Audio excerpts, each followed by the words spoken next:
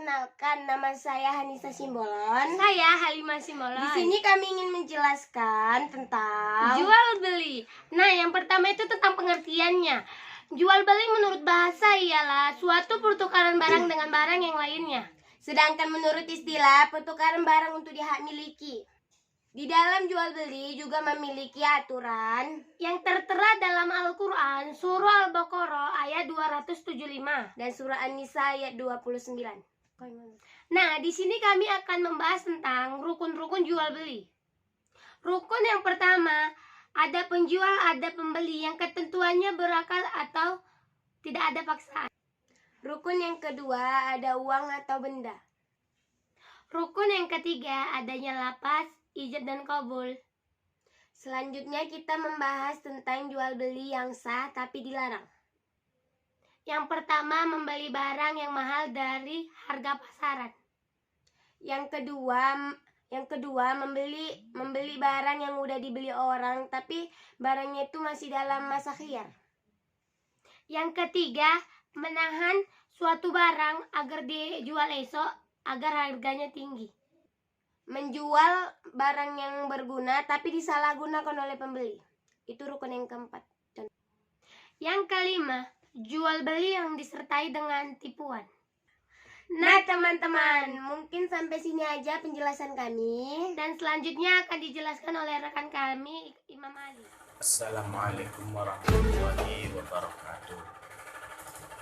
Saya Imam Ali Harahap dari kelompok 3 menjelaskan khiyar di dalam masalah jual beli. Khiyar itu adalah menurut bahasa yaitu memilih yang terbaik. Sedangkan di dalam istilah, khiyar itu ialah memilih antara melangsungkan akad jual beli atau membatalkan atas pertimbangan yang matang dari pihak penjual dan pembeli. Khiyar ini ada 3 macam. Yang pertama yaitu khiyar majelis. Khiyar majelis ini adalah si pembeli dan si penjual boleh memilih antara 2 perkara, yaitu melangsungkan akad atau tidak selama keduanya masih di dalam tempat jual beli. Contohnya, ada seseorang yang berjualan di pasar. Dia melakukan khiyar majelis ini di dalam pada saat itu juga dan di tempat itu juga.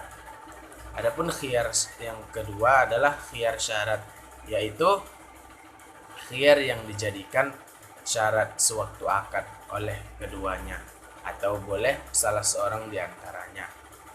Maksudnya itu ialah seorang pembeli ataupun penjual melakukan sebuah persyaratan di dalam jual beli itu.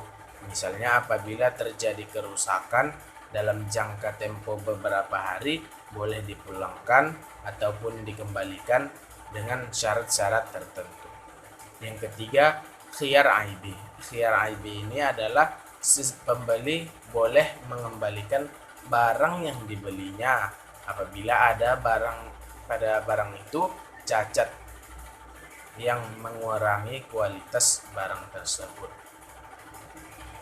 Beberapa pendapat para ulama, khiyar aibi ini hanya boleh dilakukan pada saat ketika kita mengetahui bahwasanya barang itu tidak baik lagi ataupun sudah ada cacatnya, maka segeralah dikembalikan.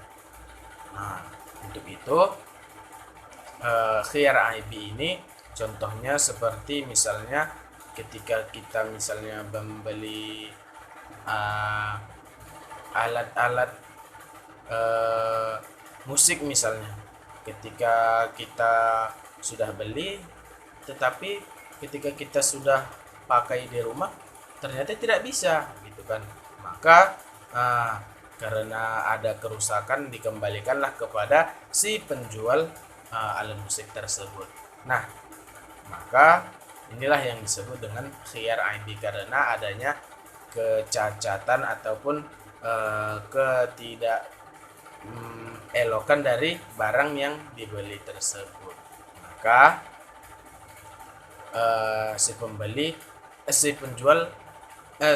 boleh mengembalikan barang tersebut. Nah, inilah tiga syarat, inilah tiga khiyar yang ada di dalam masalah jual beli. Sekian dari saya. Assalamualaikum warahmatullahi wabarakatuh.